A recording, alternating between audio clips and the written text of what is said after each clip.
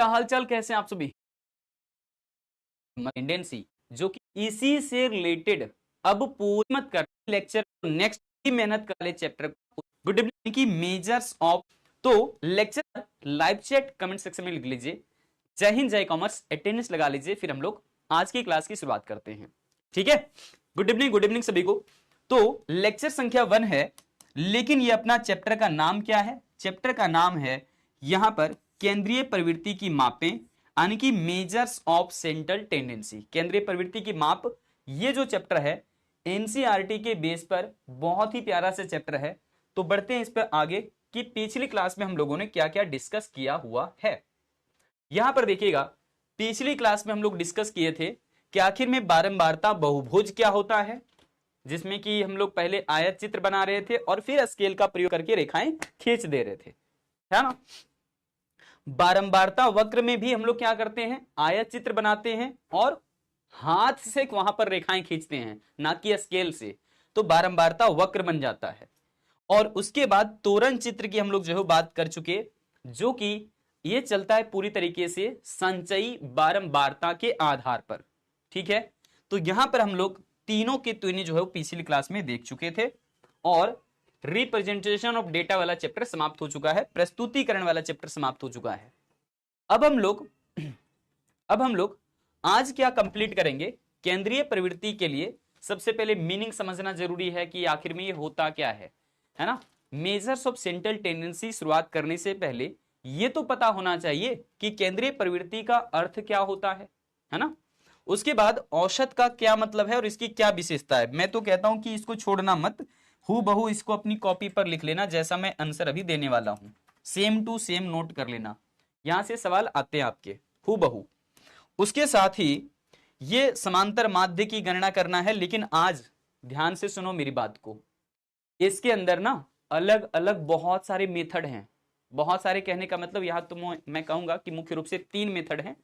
ये आपको direct method, shortcut method जिसको एज्यूम्ड मीन मेथड भी कहते हैं, कल्पित माध्य विधि भी कहते हैं, लघु विधि भी कहते हैं। तो प्रत्यक्ष विधि और लघु विधि, साथ साथ में पद विचलन विधि, इन तीनों विधियों से हम लोग केवल और केवल समांतर माध्य की गणना करेंगे। और कौन सी सीरीज, सभी श्रेणियां लेकर के नहीं बात करेंगे, केवल और केवल व्यक्तिगत श्रेणी की बात करने वाले हैं। आज की क्लास में केवल और केवल इंडिविजुअल सीरीज से हम लोग समांतर माध्य सीखने वाले हैं। यहां पर हम लोग सतत सारणी या फिर सतत या फिर कॉन्टिन्यूअस सीरीज की बात नहीं करेंगे। यहां पर हम लोग खंडित श्रेणी से बात नहीं करेंगे, क्योंकि उसके ऊपर अलग अलग लेक्चर हमने प्लान कर लिया है ऑलरेडी। उसकी चिंता आपको नहीं करना है, उसकी चिंता आपको नहीं करना है। इस वाले चैप्टर को इतनी गहराई से और डिटेल से आपको बताएंगे, हर एक मेथड को आपको सीखना है, ध्यान रखोगे, क्वेश्चन को नहीं। क्वेश्चन अलग बात होता है, मेथड को सीखना है। अगर मेथड सीख लिए तो तुम लाखों करोड़ों क्वेश्चन बना सकते हो, लेकिन अगर तुमने क्वेश्चन को सीखने की केवल कोशिश की, रटने की कोशिश की, तब तो फिर ये चैप्टर तुमसे ना हो पाएगा। तो तरीका बदलना है तुम्हें, यहां पर सीखना है। नहीं आ रहा है तो हमसे बता देना कि ये कैसे आपने कैलकुलेट किया, कैसे निकाला, ये हमसे पूछ लेना। ठीक है, हाँ चलिए आगे बढ़ते हैं। क्या इस बात के लिए सभी कोई तैयार हैं कि हाँ सर इस पूरे चैप्टर में अपने जी जान लगा देंगे, क्योंकि ये वही चैप्टर है जो आपको पूरे पूरे नंबर दिला सकता है। स्टैटिस्टिक्स की शुरुआत यहीं से हो रहा है, मान लो अभी, मान लो कि स्टैटिस्टिक्स की शुरुआत यहीं से हो रहा है। ठीक है, जल्दी बता दो सभी को एक बार, क्या इस बात को मानने के लिए तैयार हो, इस पेपर को स्पेशली इस टॉपिक को पढ़ने के लिए ईमानदारी से तैयार हो, क्योंकि बहुत ज्यादा आपकी ईमानदारी यहां पर होना जरूरी है भाई, बहुत ज्यादा। ठीक है, इसी चैप्टर में आपका मेहनत है। बाकी कि केंद्रीय पर आज बिल्कुल जीरो लेवल से इसकी शुरुआत हो रही है, बिल्कुल जीरो लेवल से, तो आज से ही जी जान लगा दो।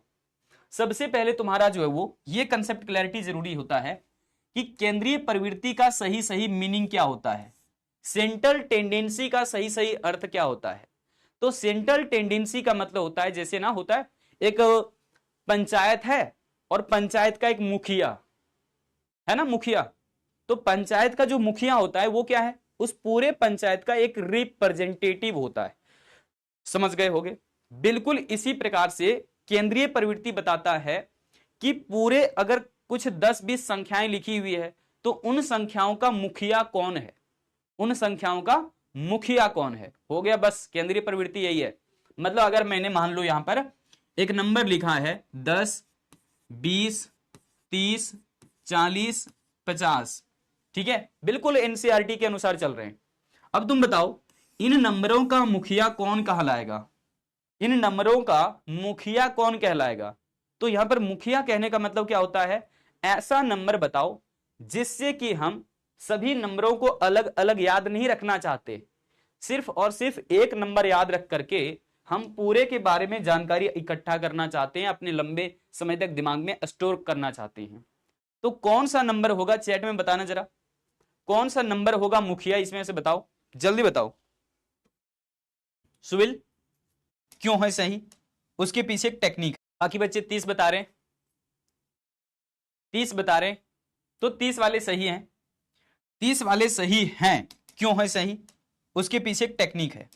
क्या टेक्निक है सर, टेक्निक ये है, कहा जाता है ना कि ऐसा व्यक्ति चुनो जिसके आसपास का नंबर दोनों साइड में सेम टू सेम हो जाए। जैसे कि 30 बीचों बीच में एक आदमी है और उसके अगल बगल में दो दो आदमी है। देखो इसका मतलब इधर भी दो संख्याएं 20 और 10, और 30 के उधर भी दो संख्याएं 1 2, इसलिए बीचों बीच का आदमी चुना करो ताकि ये दोनों साइड में नजर अच्छे से रख सके कि हाँ इधर वाला क्या कर रहा है और इधर वाला क्या कर रहा है। समझे कि नहीं, हाँ ठीक है, ऐसे ही समझ पाए। जैसे सरकार होती है ना, वो एक रिप्रेजेंटेटिव होती है, केंद्रीय प्रवृत्ति बोल सकते हैं आप उसको समझने के लिए, कि सरकार, देश की सरकार जो होता है वो प्रतिनिधित्व के लिए बहुत अच्छा होता है, क्योंकि वो अमीरों पर भी ध्यान देती है, क्या चल रहा है तुम्हारे जीवन में, और गरीबों पर भी ध्यान देती है, तुम्हारे जीवन में क्या चल रहा है आजकल। समझ पा रहे हो। अगर अमीरों से देखा जाए, गवर्नमेंट कहती है बहुत ज्यादा पैसा कमा रहे हो आजकल, लाओ टैक्स, है ना, कुछ पैसे दो, देश से ही रह करके कमा रहे हो ना, तो गद्दारी ना करे, लाओ पैसे लाओ, टैक्स लाओ भाई, टैक्स दे दिया। गवर्नमेंट कहती है अब तुम ये मत समझना कि तुम्हारा पैसा वेस्ट चला जाएगा, अपना ही नागरिक को हम जो है वो पेट भरने के लिए मांग रहे हैं तुम्हें। जब वही आदमी उठ करके कल तुम्हारे यहाँ नौकरी करने आएगा, है ना, तो तुम्हारा काम बहुत बढ़िया बनेगा। बेचारा खुद गरीब है, अच्छे से पढ़ाई लिखाई नहीं करेगा, तो जॉब करने कब आएगा तुम्हारे पास, और तुम्हारा काम कब होगा। तो लाओ तुम पैसे दो हमें, हम गरीबों पर खर्च करेंगे, उनका भला कर देंगे, और वही लोग कल पढ़ लिख करके अच्छा आदमी बनेंगे, तुम्हारे यहाँ काम करने आएंगे, तुम्हारे भी फायदा, देश का भी फायदा, गरीबों का भी फायदा। तो सरकार जो है वो ऐसे ही देश की भलाई करती है, देश का कल्याण करती है, जैसे कि अभी मैंने आपको बताया। समझ गए होगे, बिल्कुल। तो अब हम लोग ऐसे समझ लेते हैं, अब हम लोग ऐसे समझ लेते हैं कि बीचों बीच में जो नाम दिया जा रहा है यहां पर, इसी वजह से इसका नाम है केंद्रीय मूल्य। क्या है नाम, केंद्रीय मूल्य, यानी कि सेंट्रल वैल्यू। सेंट्रल मतलब बीच वाला वैल्यू, सेंट्रल का मतलब यानी कि केंद्रीय, और केंद्रीय का मतलब क्या है, बीचों बीच का वैल्यू। इसको आप औसत मूल्य भी कह सकते हैं। क्यों है औसत मूल्य, दिखाते हैं अभी आपको। तो केंद्रीय प्रवृत्ति का मतलब किसी सांख्यिकीय श्रेणी, ये एक श्रेणी है, और कौन सी श्रेणी है ये बताओ जरा चैट में सभी को एक बार, ये कौन सी श्रेणी है, कौन सी सीरीज है। श्रेणियां बताए थे ना आप लोगों को पिछली चैप्टर के अंदर, जब व्यवस्थीकरण पढ़ा रहे थे, तब व्यवस्थीकरण के अंदर बताया था मैंने कि अगर हर नंबर में ऐसा कोई शकल सूरत नजर नहीं आया जिसका रिपीटेशन हो। किसी का रिपीटेशन हुआ है क्या, नहीं हुआ है। तो यहां पर किसी का रिपीटेशन नहीं हुआ है, तो ये कौन सी सीरीज है बताओ सभी, चैट में बताओ सभी को एक बार। इसमें क्लास कर रखोगे पढ़ाई, एक नंबर यहां पर अलग अलग दिख रहा है, गलत। चलिए, इसको व्यक्तिगत श्रेणी बोलते हैं भाई। जब भी एक एक नंबर यहां पर अलग अलग दिख रहा है, किसी का वैल्यू एक दूसरे से मैच कर रहा है, नहीं, कहीं दूसरे दोबारा से कहीं 10 आया, नहीं आया, एक ही बार आया है। 20 कहीं दोबारा से आया, नहीं आया है। 30 कहीं दोबारा से कहीं दिख रहा है, इसमें नहीं दिख रहा है। 40 कहीं दोबारा से दिख रहा है, नहीं। 50 कहीं दोबारा से दिखा, नहीं। तब जब कोई नंबर रिपीट हो ही नहीं रहा है, तो इसको क्या बोलते हैं हम लोग, कौन सी श्रेणी बोलते हैं, इस श्रेणी का नाम होगा व्यक्तिगत श्रेणी। ये सब पढ़ चुके हैं आप लोग पहले। और यहां पर किसी का कोई फ्रीक्वेंसी भी दिया हुआ है, ऐसा बोला कि कोई संख्या रिपीट हो रहा है, कहीं बोला है, नहीं बोला है। तो सारे जो वैल्यूज हैं वो अपने आप में खास है, अपने आप में स्पेशल है। जैसे हम सभी का शकल सूरत एक दूसरे से नहीं मैच खाता, तो हम सभी कोई क्या है, स्पेशल हैं। वैसे ही इन सभी संख्याओं का जो है वो वैल्यू अलग अलग दिखाई दे रहा है, इनका शकल सूरत अलग अलग दिखाई दे रहा है, तो ये भी क्या है, व्यक्तिगत श्रेणी। इसी में से अगर कोई और भी वैल्यूज आ जाता, मान लो 10 फिर से कहीं आ जाता, तो व्यक्तिगत श्रेणी नहीं रहता ये, समझ पा रहे हो। तो अभी क्या है, ये व्यक्तिगत श्रेणी है। अब इसमें से हमें सबसे पहले समझना पड़ेगा कि औसत निकालने के लिए क्या करते हैं। और औसत के लिए हमें सबसे पहले करना पड़ता है, इन सबको बोलते हैं प्रेक्षण। तो आप ऐसे लिखोगे, प्रेक्षणों का योग, क्या बोलोगे, प्रेक्षणों का क्या बोलना, योग। अब इतने डिफिकल्ट वर्ड सर, भैया डिफिकल्ट नहीं है, तुम अभी तक नहीं सुने इसीलिए डिफिकल्ट लग रहा है। प्रेक्षण का मतलब तुम्हें मैंने बता दिया कि ये सभी नंबरों को बोला जाता है प्रेक्षण। इन सभी नंबरों को बोला जाता है क्या, प्रेक्षण। चूंकि यही वर्ड तुम्हें डाल करके एग्जाम में पूछेगा, तो वहां एग्जाम में घबराते रहोगे, उससे अच्छा है पहले ही यहां पर देख लो एक बार, है ना, तुम्हारा काम आसान हो जाएगा। तो प्रेक्षणों का मतलब होता है ये सभी नंबर्स, और इन नंबरों को अगर हम लोग जोड़ देते हैं तो इन नंबरों की कुल संख्या से भाग भी दे देंगे। जैसे कि 1 2 3 4 5, 5 यहां पर टोटल क्या है, प्रेक्षण की कुल संख्या है। तो नीचे लिखेंगे प्रेक्षणों की कुल संख्या, नीचे क्या लिखेंगे, प्रेक्षणों की, सॉरी यहां पर मैंने लगा दिया है प्रेक्षणों की कुल संख्या। आप ऐसे समझो, ठीक है, प्रेक्षणों की, इसको मिटाना पड़ेगा,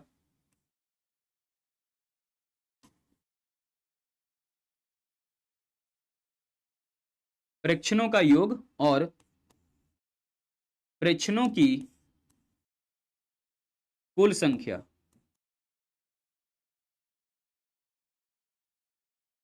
समझ पा रहे हो।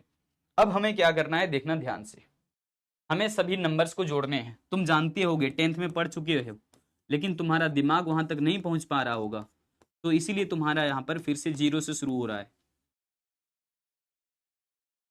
सभी नंबरों को क्या किया, पहले जोड़ दिया, और जोड़ करके देखो कितने नंबर थे, 1 2 3 4 5 नंबर था, 5 से इसको भागा दे दो, जोड़ने पर कितना आएगा, क्योंकि यह है 10, तो सीधा लास्ट से जोड़ सकते हो, क्योंकि सब सीरियल नंबर में लिखा रहता है ना, तो फर्स्ट इंटू लास्ट करना, जल्दी जुड़ जाएगा। जैसे 60 हो गया, यहाँ पर भी 60 हो गया, 120 120 और 30 150 जुड़ गया जल्दी। तो यहाँ पर जुड़ गया है 150, और भाग कितने से देना है, 5 से। आंसर कितना आ जाएगा, आंसर आ गया 30। यानी कि बीचों बीच वाला वैल्यू ही हमारा क्या होता है, बीचों बीच वाला वैल्यू ही हमारा औसत मूल्य बन जाएगा, यहाँ पर ऐसे औसत मूल्य बन जाएगा। अब किसी किसी का सवाल होगा, सर अगर हमें देखो यहां पर दे दिया है 10 20 30 40 50 60, इसमें तो बीचों बीच वाला नंबर नहीं आएगा, इसमें भी आ जाएगा भाई, क्या आएगा, इसमें भी आ जाएगा, दिखाते हैं तुम्हें। सभी नंबरों को जोड़िए जरा, तो लिखोगे 10 प्लस 20 प्लस 30 प्लस 40 प्लस क्या करोगे 50 प्लस में कितना 60, सबको जोड़ दिया। अब जोड़ने के बाद कितने से भाग करना है, 6 से भाग करना है, क्योंकि 6 संख्याएं हैं, 6 से भाग कर दो। जोड़ने पर कितना आ जाएगा, क्योंकि यहां तक जोड़ते थे तो 150 आ रहा था, और 150 में से कितना जोड़ना है, 60 जोड़ना है। इसका मतलब तुम्हारा आ जाएगा यहां पर 210, कितना आ जाएगा 210, है ना, क्योंकि 150 तक यहां आ रहा था, 150 सारा जोड़ रहे थे तो 150, 150 में से 60 जोड़ेंगे, है ना, समझ रहे हो। तो 210 आ गया, और 210 में से कितना भाग देना है, 5 से, सॉरी 6 से भाग देना है, इस बार 6 से भाग देना है। तो अगर यहां पर मान लो 210 है, जिनको नहीं आता उनके लिए 6 से भाग देना है, कि कैसे जाएगा भाग, ये बताओ, 6 या 18 बताओगे आप, ठीक है, 6 या 18, यहाँ पर 3 बच गया, ऊपर से 0 ले लिया आपने, 6 बचे 30, यहाँ पर आ जाएगा। तुम कहोगे सर आंसर जो हमारा है वो 35 आ गया है, कितना आ गया आंसर, 35 आ गया है। बताओ, किसी को कोई दिक्कत है तो पूछ लो जल्दी, किसी को अगर कुछ दिक्कत लगे तो पूछ लो जल्दी। अब तुम कहोगे सर बीच का नंबर आया है या नहीं, चेक कर लो। तो यहां पर देखोगे 1 2 3, और इधर से काउंट करो 1 2 3, यही दोनों संख्याएं बीचों बीच में आ रहा है, 40 और 30। तो 40 और 30 भी तुम जोड़ोगे ना, और 2 से भाग करोगे। 2 से क्यों भाग करना है इस बार, क्योंकि 30 और 40 दो ही संख्याएं हैं, तो 2 ही से भाग करना पड़ेगा। तो 30 और 40 दोनों जोड़ोगे ना, तब भी तुम्हारा जो जोड़ कर आएगा 70, 70 को 2 से जोड़ो, 2 से भाग करो, तो वापस से फिर तुम्हारा आंसर कितना आ जाएगा, यहाँ पर 35 आ जाएगा। समझ पा रहे हो। तो इन दोनों के बीचों बीच का संख्या आया है या नहीं, आया है सर, मैंने चेक भी करके आपको बता दिया है, मैंने आपको चेक करके भी बता दिया है। क्लियर है सभी को यहां तक, नो प्रॉब्लम सर, ठीक है। तो बेसिक बेसिक सी चीजें मैं शुरुआत में ही कहता हूं कि अभी जो है इस चैप्टर में थोड़ा धीरे धीरे करके काम करना है, मेहनत कर लो। मैं आपको शुरुआत में ही वारंटी और गारंटी सब कुछ दे देता हूं, फिर भी आप ऐसे करते हो। जल्दी बताइए, सभी को क्लियर है?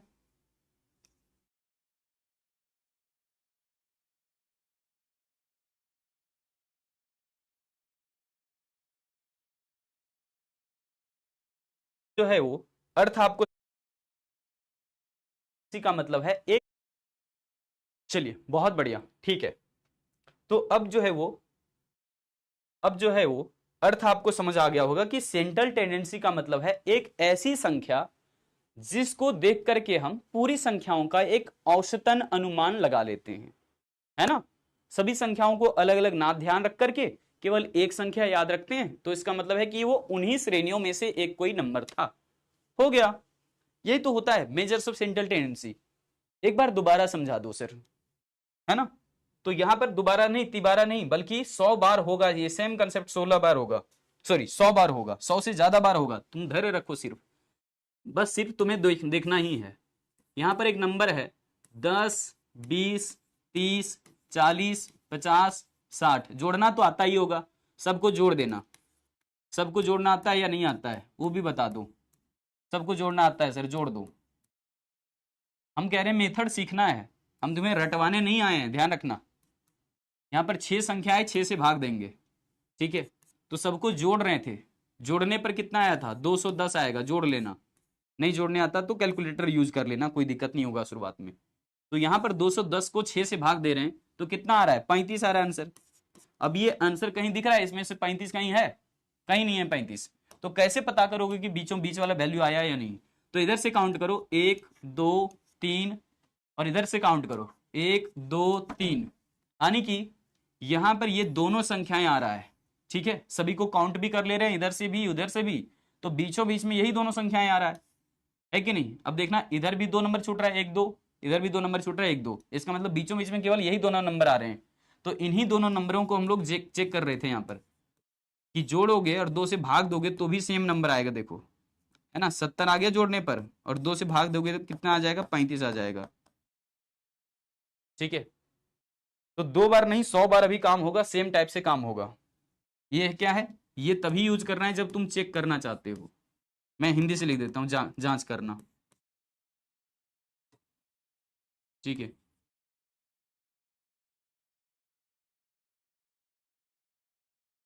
चलिए आगे बढ़ते हैं अब।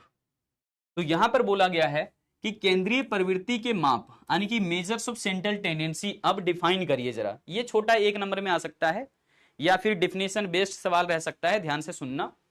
कि केंद्रीय प्रवृत्ति के माप का मतलब होता है सांख्यिकीय विश्लेषण। विश्लेषण मतलब होता है सांख्यिकी के बारे में गहराई से जानना, ठीक है।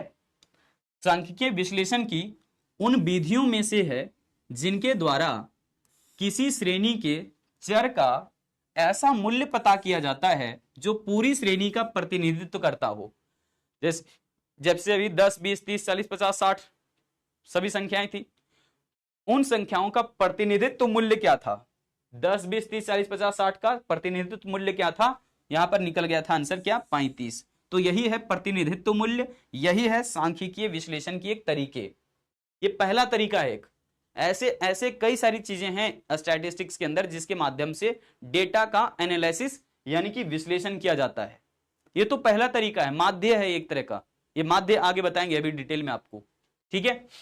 तो प्रतिनिधित्व का मतलब होता है कि रिप्रेजेंटेटिव, जैसे क्लास में एक मॉनिटर होता है ना, वो मॉनिटर के हिसाब से ही पूरे क्लास को तय किया जाता है कि अगर मॉनिटर ऐसा होगा तो पूरे क्लास के बच्चे भी लगभग लगभग इसी हालात के आसपास के होंगे। किसी का नंबर कम किसी का ज्यादा आता होगा थोड़ा बहुत, ये अलग बात है। तो मॉनिटर किसको तैयार किया जाता है? एक ऐसा बच्चा जिसके वो देख करके बाकी बच्चे भी उस लायक बने। इसलिए कोशिश किया जाता है कि मॉनिटर उसी को बनाया जाए जो पूरे क्लास में टॉप करता हो, बढ़िया स्कोर करता हो, समझ रहे हो, जो डिसिप्लिन मेंटेन करता हो, क्योंकि उसको देख करके बाकी बच्चे जो सीख जाएंगे धीरे धीरे करके। और इसमें कई सारे बच्चों को लगता है कि नहीं मॉनिटर तो उसको बना दिया गया, या ऐसा ही हमेशा होता है समाज में कि जो टॉप हमेशा उसी को टॉपर बनाया जाता है। भैया उसको टॉपर नहीं बनाया गया है, उसको मॉनिटर बनाया गया है जिससे कि वो अपने दोस्तों को देख सके और अपने दोस्तों को हेल्प कर सके। लिखने में अच्छा होता है, डिसिप्लिन बहुत अच्छे पाए, उसको बोलते हैं प्रतिनिधित्व होना। अब क्लियर हो गया। चलिए आगे बढ़ते हैं अब हम लोग। अब यहां पर केंद्रीय प्रवृत्ति का जो मतलब हो ना, उसका अर्थ आपने समझ लिया है, लेकिन पूछा जाता है आपसे एग्जैक्ट डिफिनेशन ही पूछेगा आपसे, सीधा सीधा डिफिनेशन पूछेगा आपसे, सीधा डिफिनेशन पूछेगा। कैसे जवाब देना है, औसत क्या होता है ये पूछेगा तो बता दीजिए कि सांख्यिकीय श्रेणी, जैसे अभी लिखे थे ना 10, 20, 30, 40, 50, ये क्या है, एक सांख्यिकीय श्रेणी है। एक क्या है, सांख्यिकीय श्रेणी है। श्रेणी तो 3 टाइप की होती है, ये पहली श्रेणी है, आगे धीरे धीरे बात करते रहेंगे, घबराओ मत। कितनी तरह की श्रेणी है, 3 तरह की है, बस इतना जान लो अभी। तो सांख्यिकीय श्रेणी के मदों, मदों मतलब होता है ये वाला जो वैल्यू लिखा हुआ है ना, ये वैल्यू क्या है, मद, ये भी क्या है मद, ये भी क्या है मद, ये भी क्या है मद, और ये भी क्या है मद। सभी को क्या बोला जाएगा, मद बोला जाएगा। मद का मतलब अंग्रेजी में क्या बोलोगे, आइटम बोलोगे। क्या बोलोगे इन सबको, आइटम। ये है आइटम, ये है आइटम, ये भी आइटम, ये भी आइटम। ये पहला आइटम, ये दूसरा आइटम, ये तीसरा आइटम, ये चौथा आइटम, ये पांचवा आइटम। इधर से भी काउंट कर सकते हो, पहला आइटम, दूसरा आइटम, तीसरा आइटम, चौथा आइटम, पांचवा आइटम, किधर से भी काउंट करो, कोई दिक्कत नहीं है। बस इसको ध्यान रखना है कि जो नंबर्स रहते हैं उन्हें हम चर भी कह सकते हैं, पद भी कह सकते हैं, आइटम भी बोल सकते हैं, प्रेक्षण भी बोल सकते हैं, अंक भी बोल सकते हैं। लो इतने सारे तरीके हैं, इसलिए मैं हर तरीके से बोलता हूं ताकि तुम्हारा कोई डाउट बचे ही नहीं। ठीक है, चलिए आगे देखें। तो सांख्यिकीय श्रेणी के मदों के मध्य, मध्य का मतलब होता है बीचों बीच, मूल्य को क्या बोलते हैं, औसत बोलते हैं। यानी कि यह एक सांख्यिकीय क्या है, श्रेणी है, और इसके बीचों बीच के वैल्यू को, बीचों बीच के मूल्य को क्या बोलते हैं, औसत बोलते हैं, औसत बोलते हैं। क्लियर है या नहीं। जैसे कि मुझे बताओ, अगर ये चीजें मैं नंबर में नहीं लिखता, एक एग्जांपल छोटा सा लेने के लिए, अगर मैं यहां पर नंबर नहीं लिख करके ABCDE लिख दिया, अब इनके बताओ प्रतिनिधित्व कौन सा होंगे, इनका प्रतिनिधित्व कौन सा करेगा ये बताओ, इन पांचों का प्रतिनिधित्व कौन कर रहा है ये बताओ, इसके हिसाब से बताना, जल्दी बताइए।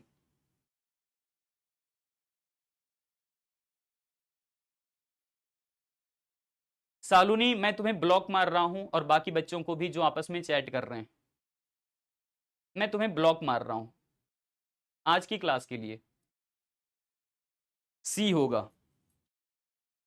तो यहां पर सही सही जवाब आप लोगों ने दे दिया है, सी होगा। क्या होगा, सी। मैं आप लोगों को समझता हूं कि आप लोग पढ़ने के लिए आए हो, है ना, से किया ठीक है, किसी को ब्लॉक नहीं किया है, पढ़ो आराम से। यहां देखो यहां पर देखो ध्यान से, मैं क्या कहता हूं, अब दूसरे तरीके से भी लिख सकते हो जो कि क्लार्क ने कहा है। तुम डिफिनेशन इसका लिखो या ना लिखो कोई फर्क नहीं पड़ेगा एग्जामिनर को, लेकिन पहला वाला डिफिनेशन लिख देना, बिल्कुल सटीक डिफिनेशन पहला वाला लिखा हुआ है। ठीक है, अब दूसरा जो डिफिनेशन है क्लार्क के अनुसार, ये तुम लिखो या ना लिखो, एग्जामिनर को इससे कोई फर्क नहीं पड़ता। ठीक है, लिखने का मन है तो लिख देना, याद है तो, नहीं लिखने का मन है तो छोड़ भी सकते हो, लेकिन पहला वाला डिफिनेशन कंपलसरी है। यहां पे औसत वह मूल्य होता है, औसत वह मूल्य होता है या फिर वह संख्या है जो समस्त वर्ग, समस्त वर्ग मतलब, अब समस्त का मतलब क्या है, समस्त का मतलब ओवरऑल, समस्त का मतलब क्या होता है, ओवरऑल, मतलब ये सभी कोई। ठीक है, इन सबको क्या बोला गया है, समस्त वर्ग का प्रतिनिधित्व करती है। तो इन सभी वर्गों का जो प्रतिनिधित्व करती है वही क्या है, औसत है। मतलब बोलने का तरीका सिर्फ सेंटेंस अलग यूज हो रहा है, सब लोग डिफाइन सेम तरीके से कर रहे हैं। समझ आया, यहां पर सभी लोग सेम तरीके से ही बता रहे हैं। An average is a figure, is a क्या, फिगर, फिगर मतलब होता है नंबर, फिगर का मतलब क्या होता है यहां पर नंबर। देख रहे हो दुनियादारी कैसे कैसे यूज करती है, अंग्रेजी बोल बोल के बातों को घुमाती है ना। तो कह रहे कि an average is a number या फिर फिगर, एक एवरेज क्या है, एक नंबर है, दैट रिप्रेजेंट्स, जो व्यक्त करता है, द होल ग्राफ्स या फिर होल ग्रुप्स या फिर होल, आप ये बोल सकते हो आइटम्स, जो भी सेंटेंसेस यूज करना चाहो कर सकते हो। ग्रुप्स की जगह पर तुम एक और भी यूज कर सकते हो टर्म समूह। ठीक है, कि इन सभी समूहों का प्रतिनिधित्व करने वाला मूल्य, इन पूरे समूह का प्रतिनिधित्व करने वाला, प्रतिनिधित्व करने वाला मूल्य ही क्या होता है? औसत होता है। समझ आ गया? तो औसत का सही डिफिनेशन मिल गया आपको। अब आते हैं दूसरे पॉइंट पर। अब तुम कहोगे यहां पर कि एक अच्छे औसत का गुण क्या होता है या फिर इसकी खासियत क्या होती है। अगर तुम्हें एग्जाम के अंदर में स्टैटिस्टिक्स से सवाल आते हैं ना, तो उनमें से ये वाला सवाल कंपलसरी है। यह एक ऐसा सवाल है जो कि हर बार एग्जाम में आता ही आता है, हर बार आता है। कभी तुम इसको देख पाते हो, कभी तुम नहीं देख पाते, मतलब कभी ऑब्जेक्टिव में रहता है, कभी सब्जेक्टिव में रहता है, लेकिन रहता जरूर है, क्योंकि यहीं से आपका बेसिक शुरू हो रहा है। तो इसका सवाल तो जरूर रहता है तुम्हें चेक करने के लिए कि इस चैप्टर को तुमने शुरुआत में पढ़ा था या नहीं पढ़ा था, कि वैसे ही आ गए एग्जाम में। तो ये वाला तुम्हें जरूर दे दिया जाता है, जिससे तुम ये ना कह सको एग्जामिनर को, ना यार क्वेश्चन तो बाहर से पूछा था, आउट ऑफ सिलेबस, तुम कह ही ना सकोगे, क्योंकि ये सवाल हमेशा रहता है तुम्हारे एग्जाम में, हमेशा हमेशा रहता है। तुम्हारे दादा परदादा में भी यही क्वेश्चन पूछा हुआ था, और आज भी पूछेगा, कल भी पूछेगा। अब यहां पर देख लो, यानी कि एक अच्छा औसत स्पष्ट और स्थिर परिभाषा वाला होना चाहिए। अब ये कैसे होता है स्थिर वाला परिभाषा? अभी आप लोगों ने देखा, हमने 5 नंबर लिखे थे, 10, 20, 30, 40, 50। तो एक स्थिर डिफिनेशन दिया ना कि 30 जो है वो बीचों बीच में है और वही औसत है। तो मैं 30 बिल्कुल स्पष्ट रूप से दिखाई भी दे रहा था। तो एक स्थिर परिभाषा उसी को बोला जाता है यहां पे। औसत मूल्य को पूरे समूह की विशेषताओं का प्रतिनिधित्व करने वाला होना चाहिए। अरे प्रतिनिधित्व मतलब मुखिया जैसे समझ लो। एक मुखिया कैसा होना चाहिए? बढ़िया मुखिया होना चाहिए, जो सबको लेकर के साथ में चले। तो ऐसे ही नंबर होना चाहिए जो पूरे नंबरों के बारे में व्याख्या करे। समझ पा रहे हो? तो वही कह रहा है कि औसत का जो सही सही गुण है या उसकी खासियत है वो ये है कि वो कैसा होना चाहिए? प्रतिनिधित्व करने वाला होना चाहिए, सभी नंबरों का प्रतिनिधित्व करने वाला होना चाहिए। अर्थात यह श्रेणी के सभी मदों के, है ना, सभी मदों के मूल्यों पर आधारित होता है। क्या बोलोगे? कि यह श्रेणी के सभी मदों पर, सभी आइटम पर आधारित होता है, सभी मदों के मूल्यों पर आधारित होता है, यह भी बोल सकते हो। ठीक है, नेक्स्ट आइए। औसत की एक और खासियत यह है, औसत की एक और खासियत यह है कि औसत ऐसा होना चाहिए जिसे समझने में आसान हो। तुम्हारे स्टैटिस्टिक खुद ही चाहता है कि बच्चों को डिफिकल्ट चीजें ना बताओ, उन्हें आसान आसान चीजें बताओ। इसीलिए मैं तुम्हें हर एक पॉइंट आसानी से डिफाइन करते हुए चल रहा हूं कि ऐसा नंबर खोजो, औसत का मतलब ऐसा नंबर, है ना, जो समझने में आसान हो। और तुम देखो कितनी आसानी से समझ गए कि 10, 20, 30, 40, 50 रहेगा तो उसका औसत 30 है ना। आसान, कैलकुलेट करना आसान है ना। जितने भी नंबर दिया था 10, 20, 30, 40, 50, सभी नंबरों को क्या कर रहे थे? अभी केवल जोड़ रहे थे, और जितने नंबर था उससे जोड़ करके क्या कर रहे थे? भागा दे रहे थे, बस हो गया। कितना आसान कैलकुलेशन है। तो इसलिए कह रहा है कि औसत ऐसा होना चाहिए जो समझने में आसान हो और जो आसानी से निकाला भी जा सके। ज्यादा तामझाम वाला फॉर्मूला ना हो। यहां पर ये खुद कह रहा है कि ज्यादा तामझाम वाला फॉर्मूला ना हो, ज्यादा जो हो ऐसे फॉर्मूले ना हो जिससे कि बच्चे डाइवर्ट हो जाएं। औसत एक ऐसी निश्चित संख्या होना चाहिए, है ना, तभी जो उसकी आर्थिक विश्लेषण के आधार में ज्यादातर प्रयोग किया जा सकेगा। बढ़िया सा होना चाहिए, सटीक होना चाहिए, है ना। तो औसत कब निकल रहा है? औसत निकल रहा है बीचों बीच का मूल्य, एक स्थिर मूल्य है, यही तो है निश्चित मूल्य। और ऐसा अगर मूल्य मिल जाता है तभी हम जाकर के इकोनॉमिक्स में इसका इस्तेमाल कर पाते हैं। और वही विशेषता सबसे लास्ट में लिखा हुआ है कि स्थिर संख्या आएगा अगर औसत, तभी हम उसका इकोनॉमिक्स के अंदर अलग अलग चीजों को डिटेल से समझने में, मांग, पूर्ति, बचत, आय, इन सब का जो वो बोला जाता है आर्थिक विश्लेषण है। इसके आधार में तभी जो है इन नंबरों का प्रयोग किया जा सकेगा। समझ आया? जैसे एक एग्जांपल देते हैं, मान लो कि 5 लोग हैं और पांचों लोगों की अलग अलग आमदनी है। एक व्यक्ति का है आमदनी 200 रुपया, दूसरे व्यक्ति का है 100 रुपया, तीसरे व्यक्ति का है यहां पर मान लो 300 रुपया, अगले व्यक्ति का है 400 रुपया और अगले व्यक्ति का है 500 रुपया। अब पांचों की तुम्हें आमदनी पता चल गया है, लेकिन तुम्हें पांचों की आमदनी अलग अलग याद नहीं रहता, ऐसा मान लो। तो बीचों बीच के नंबर तो याद रख लो, एक केवल नंबर हो गया। अगर तुमसे कोई पूछेगा कि उन सबका आमदनी कितना था भाई, याद है कुछ?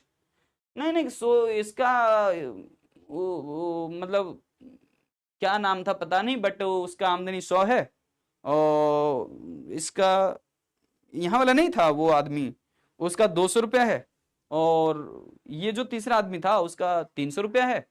मतलब तुम सोच रहे हो, है ना, एक एक करके तुम सोच रहे हो, तुम फंस गए भाई। सबकी आमदनी तुम याद नहीं रख पा रहे हो। तो ऐसे मान लो कि 5 लोग, अगर पांचों की आमदनी यहाँ पर अलग अलग है, 100, 200, 300, 400, 500, तो सबकी आमदनी अगर तुम्हें याद लंबे समय तक नहीं रहता, तो स्टैटिस्टिक्स कहता है कि सबकी आमदनी अलग अलग रखना भी नहीं तुम्हें याद। सिर्फ और सिर्फ एक नंबर याद रखो जो कि बीचों बीच वाला नंबर है, यही है प्रतिनिधित्व की दृष्टि से सही औसत मूल्य। समझ आ गया? क्लियर है तुम्हें? जल्दी से बता दो सभी कोई, सभी कोई।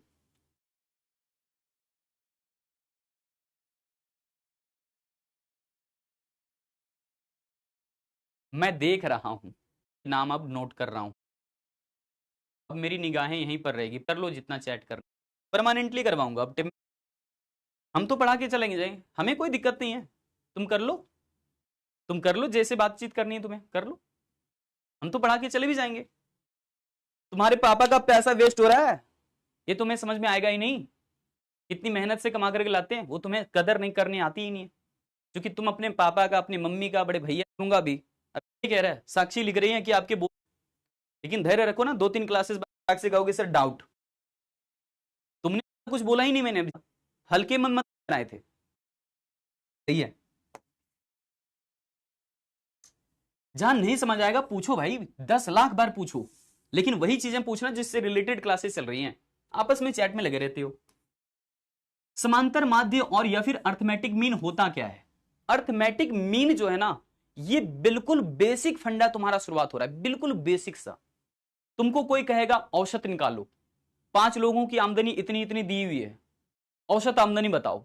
तो औसत तो तुमको मैंने सिखा दिए कि जितने भी नंबर्स तुम्हें दिया जाएगा उन सभी नंबरों को जोड़ना है आपस में, और कितने लोगों के बारे में दिया हुआ है उतने लोगों की संख्या जो भी आएगी उससे भाग कर दो।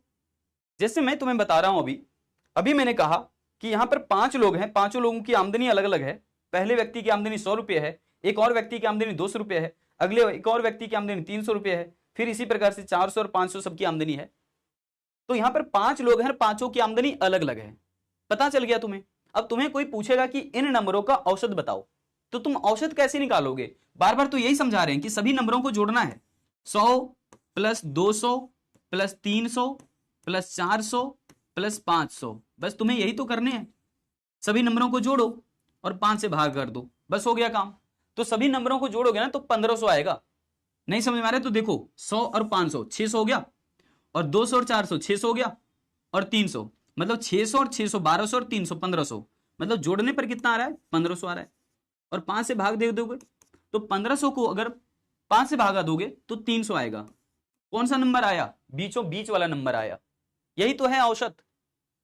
अभी तुम्हें बेसिक से अलग लग रही है तो थोड़ा देर सब्र कर लो, थोड़े दिन सब्र कर लो, फिर तुम ही पूछोगे सर डाउट आ गया। अभी मेहनत करने के लिए कह रहे हैं, अभी तुम भाग रहे हो।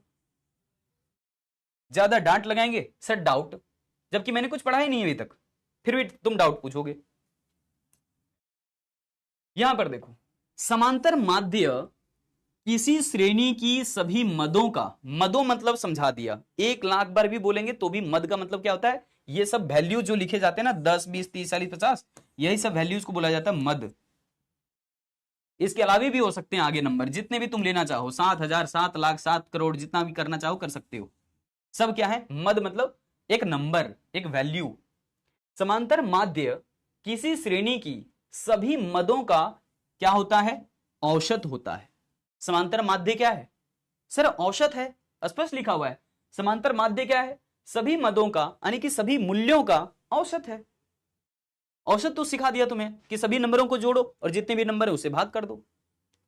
माध्य भी बोल सकते हो इसको, समांतर माध्य बोलना जरूरी नहीं है, माध्य भी बोल सकते हैं केवल, और अंक गणितीय माध्य भी कह सकते हैं, अर्थमेटिक मीन भी कह सकते हैं। समझ आया? तो तुम इसे अर्थमेटिक मीन बोलो, यानी कि समांतर माध्य, अंक गणितीय माध्य, या फिर केवल माध्य, या फिर कह दो औसत। ये सब सेम बातें हैं, सेम बातें हैं। ठीक है? तो समांतर माध्य यहां पर बहुत अच्छे से डिफाइन किया गया है कि समांतर माध्य वह संख्या है जो किसी श्रेणी की सभी मदों के मूल्यों को के जोड़ को उनकी कुल संख्या से भाग कर देने पर प्राप्त होता है। हो गया, मतलब जो काम क्रिया हम लोग कर चुके होते हैं उसी से यह परिभाषा बनाया गया है कि समांतर माध्य वो संख्या है जो किसी श्रेणी के सभी मदों के मूल्यों के जोड़ को, सभी मद मतलब फिर से बता रहे हैं, ये है मद, ये है एक और मद, ये है मद, ये है मद, ये है मद। अब क्या बोला है कि सभी मदों के मूल्यों के जोड़ दीजिए सबको, जरा जोड़ना, यहां पर जोड़ दीजिए सबको। हमने क्या किया, जोड़ दिया। जोड़ करके क्या करना है, उनकी कुल संख्या से भाग दे दीजिए। तो 1 2 3 4 5 ऐसे संख्या काउंट किया जाएगा। कितनी संख्या है, 5, तो 5 से भाग दे दीजिए। कितना आएगा, वही क्या कहलाएगा, आपका समांतर माध्य कहलाएगा। क्या कहलाएगा, समांतर माध्य कहलाएगा, या फिर माध्य भी बोल सकते हैं आप इसको, कोई दिक्कत नहीं है। समांतर माध्य बोलिए या फिर केवल माध्य बोलिए या फिर औसत बोल दीजिए, कोई फर्क नहीं पड़ेगा इसको। तो यहां पर जोड़ने पर आएगा कितना आपका 150, और यहां पर 5 से भागा किए तो आंसर कितना आ जाएगा 30। यहां मेथड सीखना है, क्वेश्चन नहीं, मैंने इसीलिए पहले कहा। अब तुम कहोगे सर तब से सेम नंबर लिए जा रहे हैं, मैं यहां पर मेथड सिखा रहा हूं, रटने की कोशिश मत करना, मेथड सीखने की कोशिश करना। बार बार सेम नंबर्स इसलिए दे रहे हैं ताकि बहुत सारे बच्चों के दिमाग में वो नंबर फिट हो जाए अच्छे से, ठीक है। जो रटने वाला बच्चा है वो रट भी सकते हैं इसे, बट रट्टा मत मारना, ठीक है।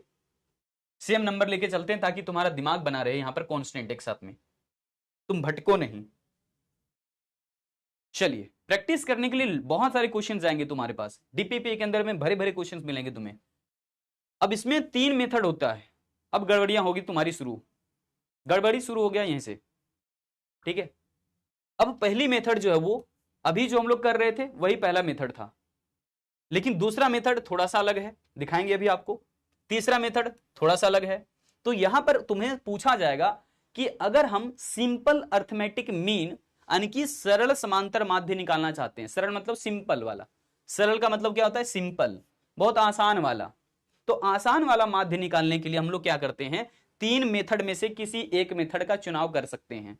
ये मेथड है, ध्यान रखना। अब तुम कहोगे सर कौन सा मेथड लगाएंगे, ये पूछने वाला बात नहीं है, तुम्हें ध्यान रखना पड़ेगा कि यहां पर मेथड जो है तुम अपने हिसाब से चुनाव करोगे। तुम ये देखो तुम्हें मजा किस में आता है। हम कह रहे हैं कि पढ़ना जरूरी है, सर किस तरह से पढ़ें, दिन में पढ़ें कि रात में पढ़ें, भैया सबका अपना अपना चॉइस होता है। ठीक उसी प्रकार से तुम इनमें से किसी भी मेथड का चुनाव कर सकते हो जब तक कि क्वेश्चन में स्पेशल ना बोला जाए। अगर तुम्हें क्वेश्चन में स्पेशल बोल दिया जाएगा कि प्रत्यक्ष विधि ही इस्तेमाल करो तो तुम्हें वही इस्तेमाल करना पड़ेगा, दूसरा इस्तेमाल किए तो नंबर कट सकता है, पूरे पूरे नंबर नहीं मिल सकते हैं। समझ पाए? अगर 10 नंबर का सवाल रहेगा तो हो सकता है 2 या 3 नंबर दे, 5 नंबर दे, 7 नंबर दे, फुल में फुल नंबर नहीं देगा। तो जो मेथड बोलेगा क्वेश्चन में उसी मेथड का इस्तेमाल करना है। लेकिन अगर उसमें मेथड नहीं बोलता है तो आप किसी भी इनमें से तीनों मेथड में से किसी एक का इस्तेमाल कर सकते हो। सबसे पहले ये बताओ क्लैरिटी आ चुकी है इस पर या नहीं? शुरुआत से आज ज्वाइन किया या अभी 1 मिनट पहले? तो तुम टाइमिंग बताओ अभी अपना, यहाँ पे वेट चल रहा है मस्ती करने के लिए जो है ना, लिखो लिखो, लिखने में कोई नहीं समझ में आया तो तुम्हें देखो अभी बताएंगे, अब शुरुआत से फिर से बताएंगे। यहां पर 3 मेथड है ना, और हम कह रहे थे अभी ना डायरेक्ट मेथड के अंदर बोल रहे थे ना कि अभी जो पहले बता चुके हैं वही है डायरेक्ट मेथड, बोल रहे थे ना। तो इसका मतलब फिर से तुम्हें डायरेक्ट मेथड हम बताएंगे, अभी फिर से बताएंगे। तो जब तक कि क्लास की समाप्ति नहीं होगी ये रिपीटेशन अलग अलग तरीके से चलता रहेगा और क्लास भी आगे बढ़ती रहेगी, ठीक है। तो यहां पर अभी दोबारा से बताने वाले तीनों के तीनों मेथड साथ में, तीनों मेथड साथ में बताने वाले, एक साथ में। देखोगे कैसे? सबसे पहले यहां पर हम लोग कॉलम बना लेते हैं ताकि कोई दिक्कत ना आए। मेरी बातों को अगर बुरा लगाओगे तो दिल से बुरा लगाना ताकि तुम सीखो, आगे बढ़ो। मैं तो बस यही चाहूंगा कि तुम पूछो, जितना मर्जी हो सके पूछो और सीखो दन दनादन, क्योंकि तुम्हें शायद अभी पता नहीं चलेगा तुम्हारी कीमत कितने हैं समय के। बस एक बार जो है 10th और 12th पास कर जाओ अच्छे से। हाँ सर 10th पास करके आए हैं, 12th पास कर जाओ, फिर तुम्हें पता चल जाएगा कि मैं क्या बोल रहा था असल में। तुम्हें घर वाले भी पढ़ने का मौका दे रहे हैं तो तुम्हें समझ नहीं आ रहा है, ठीक है। हम लोग मध्यवर्गीय नहीं, मध्यवर्गीय से नीचे वाले परिवार में आते हैं। मध्यवर्गीय परिवार में भी हम लोग गिने नहीं जाते, मध्यवर्गीय परिवार से भी हम लोग नीचे वाले में आते हैं, है ना। हाँ, तो चीजों को बर्बाद ना करो।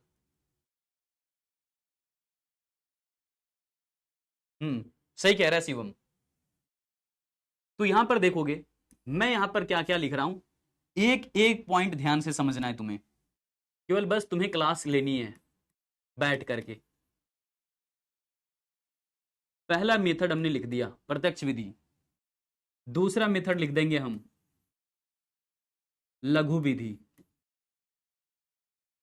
लघु विधि को ही एक और नाम से जानते हैं कल्पित माध्य विधि। और तीसरे मेथड का नाम है, मैं थोड़ा इसको खिसकाऊंगा, तीसरे मेथड का नाम है पद विचलन विधि।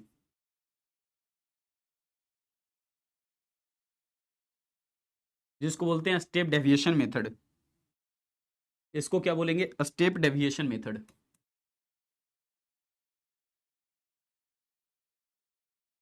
कोई को बच्चा बोलेगा सर अंग्रेजी में बता दो, भैया अंग्रेजी में यहां पर लिखा हुआ रहता है, देख लेना। जो भी डिफिकल्ट वर्ड रहते हैं ना उसको हम लोग पहले ही अंग्रेजी में लिख देते हैं, तुम ध्यान नहीं देते हो ये अलग बात है। जहां कहीं भी इकोनॉमिक्स में डिफिकल्ट वर्ड आता है हम अंग्रेजी में लिख देते हैं उसको। चलिए देखो यहां पर एक नंबर लिखा हुआ है, मान लीजिए एक नंबर ऐसे लिखा हुआ है, तुम्हें बोल दिया, मैं टेबल ही बना देता हूं, टेबल ही बना देता हूं, ये रहा टेबल, और इसके अंदर डेटा मान लो दे दिया,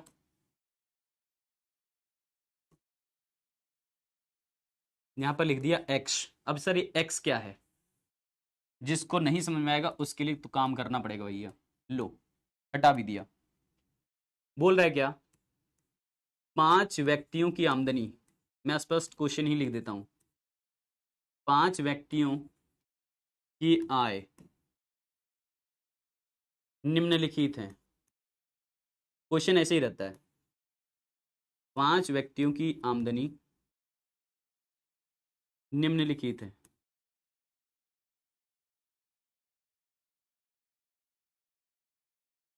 समांतर माध्य निकालिए, समांतर माध्य ज्ञात कीजिए, या फिर कह देगा औसत आय निकालिए, तब भी यही होगा जवाब जो अभी करने जा रहे हैं। तो पॉइंट नंबर 1 क्वेश्चन कैसे दिया हुआ है ये समझ लिया, और यहां पर हमने लिख दिया 120, 130, 140, 150, 160, ठीक है। बड़े बड़े नंबर्स हैं, तुम्हें डिफिकल्ट लगेगा, थोड़ा सिंपल और कर देते हैं, शुरुआत वाला ही रख देते हैं सारा। तुम्हें अभी सिखाना है, ना कि सीधा हवाई जहाज उड़ाना है, तुम्हें अभी सीखने हैं तुम्हें। तो शुरुआत में हमने नंबर्स रखे हैं, बिल्कुल छोटे छोटे से वैल्यू रखे हैं, 10, 20, 30, 40, 50, 10, 20, 30, 40, 50 हमने नंबर रखे हैं। सभी नंबरों को क्या करने, हमें जोड़ना है सबसे पहले। उससे पहले सब क्या है, आमदनी है, आमदनी को आप एक्स यहां पर बोल सकते हो, कोई दिक्कत नहीं है, वाई भी बोल सकते हो, जेड भी बोल सकते हो, कुछ भी बोल सकते हो, बट हमने बोल दिया क्या, एक्स। इकोनॉमिक्स में यानी कि स्टैटिस्टिक्स के अंदर भी कोई भी वैसे वैल्यू दिया रहता है उसको आप एक्स बोल सकते हैं, उसको वाई भी बोल सकते हैं, जेड भी बोल सकते हैं। ज्यादातर जो पूरी दुनिया जानती है उसको एक्स के नाम से जानती है, तो एक्स बोल देना। कोई भी नंबर स्टैटिस्टिक्स में दिया हुआ रहता है, हाइट है, वेट है, आमदनी है, उसको एक्स बोल सकते हो। क्या बोल सकते हो, एक्स बोल सकते हो, ठीक है, एक्स बोल सकते हो। चलिए आगे बढ़े। अब मैं क्या कह रहा हूं, ध्यान से देखना, अब मैं सभी नंबरों को जोड़ूंगा, चूंकि प्रत्यक्ष विधि है, और प्रत्यक्ष विधि में ऐसा ही काम किया जाता है जैसा मैं अभी फॉर्मूला बताने जा रहा हूं आपको। एक्स बार इक्वल टू होता है x1 प्लस x2 प्लस, आगे देखोगे x3 प्लस डॉट डॉट करके हम लोग जाते हैं xn तक, जहां तक जाना है, 10 तक जाना है, 20 तक जाना है, 100 तक जाना है, करोड़ तक जाना है, जा सकते हो। और जितने भी रहते हैं ना टोटल संख्या, उसको बोलते हैं n। इसी फॉर्मूले को अगर और शॉर्ट किया जाएगा तो ऐसे बोला जाता है, सबको क्या कर रहे हैं, जोड़ रहे हैं, तो जोड़ को बोला जाता है सिग्मा। और हर जगह पर x x x x लिखा हुआ है, तो क्या जोड़ रहे हैं, x को जोड़ रहे हैं। और डिवाइड किससे करेंगे, n से डिवाइड करेंगे। हो गया। तो यहां पर तुमने सीख लिया है कि हमें क्या करना है, जितने भी नंबर्स दिए हुए हैं 10 20 30 40 50 सब क्या है, ये x1 है, ये x2 है, x3 है, x4 है, x5 है। मतलब सभी नंबरों को क्या करना है, हमें देखो जोड़ना है। तो सभी नंबरों को जोड़ दीजिए। जोड़ने के बाद कितना आएगा, यहां पर तुम्हें सबसे पहले मैं दिखाई देता हूं। इस प्रकार से तुम्हें जोड़ना तो आता है, तो मैं वही नहीं कहूंगा, सबको जोड़ देता हूं मैं। कितना आ जाएगा, 150 आ जाएगा। 150 को कितने से भाग देना है, 5 से भाग देना है। नंबर तुम्हारा यहाँ पर एक और यूनिक नंबर आ चुका है, जो कि आ गया 30। आंसर कितना आया, 30। ये चीजें हम लोग पिछले कई घंटों से सीख रहे हैं। हाँ, कई घंटे नहीं, लेकिन कई मिनट जरूर हो गए। तो यहां पर अब कल्पित माध्य में तुम क्या करोगे, कल्पित माध्य के अंदर यही नंबर्स जो तुम्हें दिया हुआ था 10 20 30 40 50, इन्हीं नंबरों को तुम क्या कर सकते हो, कल्पित विधि में क्या किया जाता है, कल्पना किया जाता है। कल्पना कैसे, मतलब कल्पना करने का मतलब सपना देखो कि इनमें से कौन सा नंबर तुम्हारा मन में आ रहा है। जो भी मन में आ रहा है ले लो, कोई दिक्कत नहीं है। जो भी तुम्हारे मन में आ रहा है, 10 भी ले सकते हो, 20 भी ले सकते हो। तुम्हारे मन में क्या आ रहा है, आंख बंद करके, आंख बंद करके तुम्हें जो मजा लगे, जो मन में लगे ले सकते हो। तुम्हें मन में लग रहा है कि सर 50 लेना है, 50 भी ले सकते हो। लेकिन मैं तुम्हें कहता हूं एक और जबरदस्त वाली बात, कि जब कभी भी कल्पित माध्य से कुछ कैलकुलेट करने जाते हैं ना, तो ये मेथड में स्पेशल एक पॉइंट नोट किया रहता है। इस मेथड का कहना है कि अगर संभव हो, इनमें से संभव हो, तो बीचों बीच वाला नंबर आप एज्यूम करो, कल्पना करो। ये नंबर में खुद ही, इस मेथड में खुद ही कहता है, अगर संभव हो तभी, अगर संभव नहीं है तब तो अलग बात है। लेकिन अगर संभव हो तभी तुम्हें जो वो इस वाले वैल्यू में से बीच वाला वैल्यू को तुम्हें एज्यूम करना है। तो देखिए कैसे हम एज्यूम कर रहे हैं। हम यहां पर सभी नंबरों को क्या बोलेंगे, x बोलेंगे। अब हम ऐसे कर रहे हैं ताकि तुम्हें टेक्निक जल्दी समझ में आए। तो 10 20 30 40 और हमने कर दिया 50। ठीक है, इन नंबरों के लिए थोड़ा सा स्पेस रखते हैं इनमें, ताकि गैप रहेगा तो आपको फ्रेश से समझ में आ गया। हाँ अब ठीक है। अब हमें क्या करना होता है, हमें क्या करना होता है, ध्यान से देखना। हमें सबसे पहले यहां पर जोड़ना नहीं होता है, कल्पित माध्य विधि में जोड़ना नहीं होता, कल्पना करना होता है। कल्पना करो बीचों बीच में कौन सा है, देखो जरा, ए है। तो यहां पर हमारा नंबर जो है ना, नंबर जो है ना क्या बन जाएगा, जो बीचों बीच में नंबर है सर वो है 30। इसलिए 30 को हम क्या बोल देंगे, ए बोल देंगे। 30 को क्या बोल दिया मैंने, ए। सर ए का मतलब, ए का मतलब एज्यूम्ड मीन, एज्यूम्ड मीन, वही हिंदी में लिखा हुआ है कल्पित माध्य। समझ आया, assumed mean, ASSUMED, assumed mean, MEAN, mean, वही लिखा हुआ है हिंदी में कल्पित माध्य। तो यहां पर कल्पना कर लिया कि यही आंसर आएगा, कल्पना कर लिया। तुम किसी को भी कल्पना कर सकते हो, आगे दिखा देंगे टेक्निक, अभी रुक जाओ। तो यहां पर हमने जो अब क्या निकालना है, हमें निकालना है डी। और डी का मतलब क्या होता है, x माइनस ए होता है फॉर्मूला। ये तुमको ध्यान रखना पड़ेगा। अब कहोगे तुम कि डी का मतलब क्या है, डी का मतलब है डेविएशन, यानी कि विचलन। और ये विचलन का मतलब ये होता है कि असल में तुम जो मान रहे हो उसकी तुलना में इन दोनों के बीच का गैप कितना है। तो जैसे 30 और यहां पर, सॉरी यहां पर है 10, यहां है 30, दोनों के बीच गैप कितने का आया, चैट में बताना सभी को एक बार, चैट में बताओ। ये नंबर है 10 और ये है 30, कितने का गैप है दोनों के बीच में, दोनों के बीच का गैप कितना है, दोनों के बीच का गैप बताओ भाई। तो क्या होता है कि ये वैल्यू है 30 और ये है 10, तो दोनों के बीच का अंतर ही गैप होता है। अंतर मतलब घटाओ, तो 30 में से 10 घटा दो या फिर 10 में से 30 घटा दो, वही अंतर आएगा ना। 10 में से 30 घटाओ या 30 में से 10 घटाओ, नंबर क्या आ रहा है तुम्हारा, 20 आ रहा है। ठीक है, लेकिन फॉर्मूले के हिसाब से घटाओगे ना, तो फॉर्मूले के हिसाब से पहले कौन सा आएगा, x आएगा। और x मतलब क्या है तुम्हारा, यहां पर x का है तुम्हारा 10, और ये तुमने क्या माना है, ये माना है तुमने 30, तो 10 में से घटाओगे ना 30, समझ पा रहे हो। तो 10 में से 30 घटा दो, तो लिखने का तरीका ये होगा, एक बार लिख देते हैं इसको, 10 में से क्या घटाओगे, 30 घटाओगे, तो आंसर तुम्हारे यहां पर कितना आया, माइनस में 20 आया। अगली बार देखो 30 है ये, लेकिन यहां पर 20 है, तो इन दोनों के बीच का गैप कितना आया, चैट में बताओ, चैट में बताओ सभी कोई, तभी सीखोगे। यहां पर 30 है, यहां पर 20 है, दोनों के बीच का गैप कितना आया, 10 का आया। तो सबसे पहले फॉर्मूले को देखो, लिखा हुआ पहले x और फिर ये, हमारा x इस बार कितना है 20, और अब हमारा a कितना है, a तो हमारा हमेशा वही रहेगा, सिर्फ x ही तो बदल रहा है। पहले x हमारा 10 था, अब इस बार x हमारा कितना है 20 है, इस बार हमारा x कितना है 20 है, ठीक है। तो पहले रखो 20 और बाद में माइनस कर दो, इसमें कितना 30। अब कितना आया, 20 में से 30 घटाओगे तो माइनस में कितना आ जाएगा 10। इस बार x हमारा कितना है 30, और ये भी कितना है 30, मतलब खुद वही वैल्यू को उसी वैल्यू से घटाना है। तो 30 में से कितना माइनस करना है 30, कितना आ जाएगा 0। यानी कि इसमें से इसी को घटा दिया तो कोई अंतर नहीं, कोई अंतर नहीं, देखो 0 अंतर है, कोई अंतर नहीं। इन दोनों के बीच में कितने का अंतर है, तो 30 और 40 के बीच में भी 10 का अंतर है, लेकिन निकालोगे फॉर्मूले के आधार पर। x इस बार कितना हो गया 40, और ये कितना है 30 है, सेम टू सेम रहेगा 30 हमेशा। तो 40 में से कितना घटाओगे, 30 घटाओगे, तो इस बार आप देखो प्लस में 10 आ गया। अब देखो 50 है यहां पर x कितना है 50, x कितना है 50 है, 50 में किससे कितना घटाओगे, 30 घटाओगे। तो लीजिए 50 है और 50 में से कितना घटा दिया हमने 30, तो आंसर हमारा कितना आ जाएगा, प्लस में 20 आ जाएगा। ये समझ में आया सभी को, यस सर, बहुत बढ़िया। ऐसे आग लगेगा, आग ऐसे लगेगा। मैं तो खुद कह रहा हूं कि आसान है, आसान है, बस तुम्हें धैर्य रखना है, थोड़ा सा ध्यान यहां पर देना है, नहीं तो इसमें स्टेप वाइज काम होती चीजें, एक सेकंड भी इधर उधर भटके तो गया, वो वाली बात है। तो यहां पर सभी नंबरों को अब क्या करिए, जोड़िए।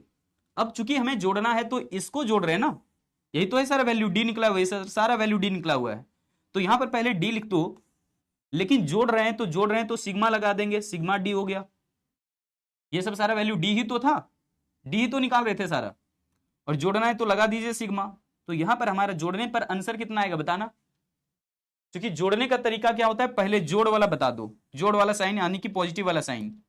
ये जोड़ रहे हैं दोनों को तो आ रहा है 30, प्लस में आ रहा है, और ये जोड़ रहे हैं तो आ रहा है माइनस में 30, मतलब प्लस में 30 ये माइनस में 30, जोड़ करके हमारे पास कुछ बचेगा, कुछ भी नहीं बचेगा, 0 आ जाएगा। सही कह रहे हो, क्या आ जाएगा, ओवरऑल 0 आ जाएगा। अब कोई बच्चा पूछेगा सर ये 0 कैसे आया, भैया यहां पर है दोनों पॉजिटिव में, ये भी पॉजिटिव ये भी पॉजिटिव, यहां पर जोड़ोगे दोनों को तो 30 आएगा प्लस में, और यहां दोनों को जोड़ोगे तो माइनस में 30 आएगा। तो यहां पर तुम्हारा मान लो माइनस में 30 है और यहां प्लस में 30 है, जोड़िए जरा, क्या बचेगा तुम्हारे पास, जितना प्लस में उतना माइनस में भी है, खत्म हो गया, कुछ बचा ही नहीं तुम्हारे पास।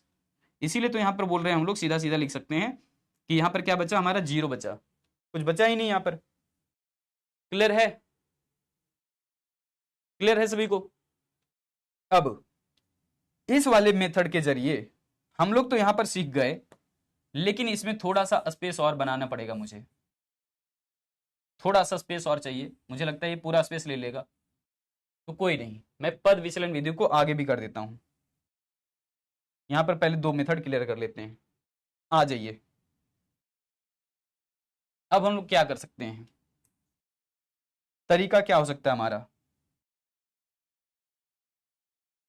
इसी में से अब हम लोग सबसे पहले नोट करेंगे कि हमने ए कितना एज्यूम किया था, ये हमारा कितना था 30 था, और सिग्मा डी कितना था, सिग्मा डी हमारा कितना था, तो 0। तो माध्य निकालने का सूत्र क्या होता है मालूम है, इस बार जो समांतर माध्य निकलेगा, यहां पर जो माध्य निकाले थे है ना, उसमें देखोगे फॉर्मूला लगा हुआ था sigma x divided by n, लेकिन अब जो हमारा फॉर्मूला लगेगा उसमें लगेगा पहले ए, प्लस में क्या जोड़ेंगे, सिग्मा डी, और डिवाइडेड बाय क्या, एन। तो आप यहां पर एन भी लिख लेना, एन तो पहले से ही पता था आपको, एन का मतलब कितना था, तो यहां पर एन का मतलब कहां से निकालोगे एन, फिर से देखो 1 2 3 4 5, n का मतलब कितना है 5 है, मतलब टोटल नंबर कितने 5 है, वही किया गया है। तो फॉर्मूला हमने लगा दिया। सॉल्यूशन करिए जरा, a का मतलब है 30 और सिग्मा d का वैल्यू कितना आ चुका है देखो 0 है, n का मतलब कितना है 5 है, तो 30 है यहाँ पर, 0 को किसी भी बड़ी संख्या से भाग दे दिए कुछ भी नहीं बचेगा, 0 ही बचेगा वो। तो 30 प्लस 0 कितना आ गया आंसर, फिर से 30 ही आ गया। मतलब मेथड अलग था लेकिन आंसर हमारा सेम आया। मेथड अलग था लेकिन आंसर हमारा क्या आया, सेम आया। मेथड यहां पर सेम आया, ठीक है, मेथड हमारा क्या आया, सेम आया।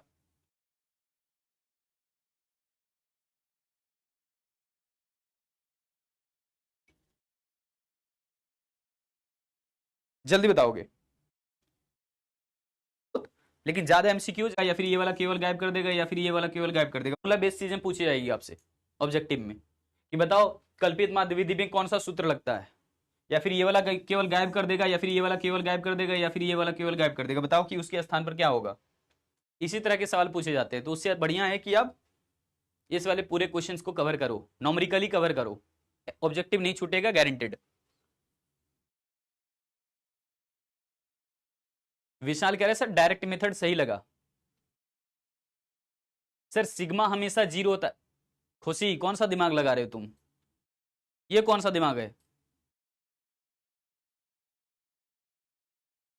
सिग्मा 0 होता है हमेशा, किसने बोला।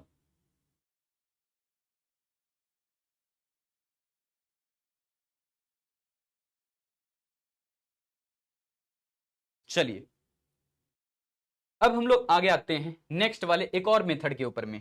लास्ट में तुम बताना कि कौन सा मेथड तुम्हारे लिए आसान रहता है ना, फिर मैं बताऊंगा कि क्यों और कौन सा मेथड आसान है, मैं बताऊंगा आपको अगली क्लास के साथ ही, आज नहीं तो अगली क्लास के साथ ही बताऊंगा कि कौन सा मेथड तुम्हारे लिए इजी पड़ेगा नहीं पड़ेगा। तुम अभी कह रहे होगे कि डायरेक्ट मेथड आसान है, लेकिन मैं बताऊंगा उसके पीछे रीजन कि अगर आसान है तो कब और डिफिकल्ट है तो कब। ठीक है, कुछ तो डिफिकल्टी आई होगी तभी तो दूसरा मेथड आया होगा। हाँ ऐसा तो होगा सर, पता चल गया हमें, तो यही बात है। तो अब हम लोग तीसरे मेथड को निकाल रहे हैं जिसका नाम है पद विचलन विधि, यानी कि विचलन का भी विचलन निकालेंगे, इसीलिए इसका नाम है पद विचलन। एक बार डी निकाले थे ना, फिर से उसका डी एक और बार निकालेंगे डी, तो पद विचलन विधि इसका नाम दिया जाता है। अंग्रेजी में बोलते हैं स्टेप डेविएशन मेथड।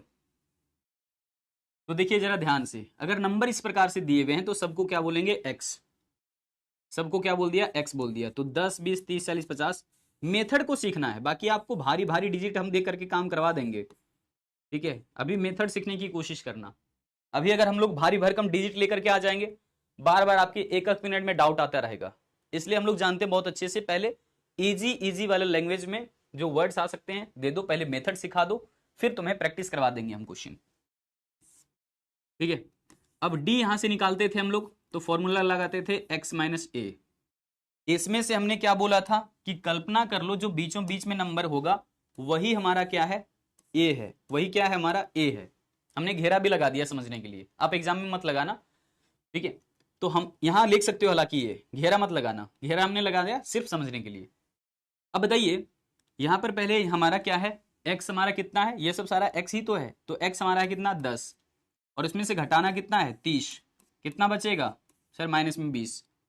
यहाँ पर कितना अब 20 है, उसमें से कितना घटाना है 30, तो यहाँ पर कितना बचेगा -10।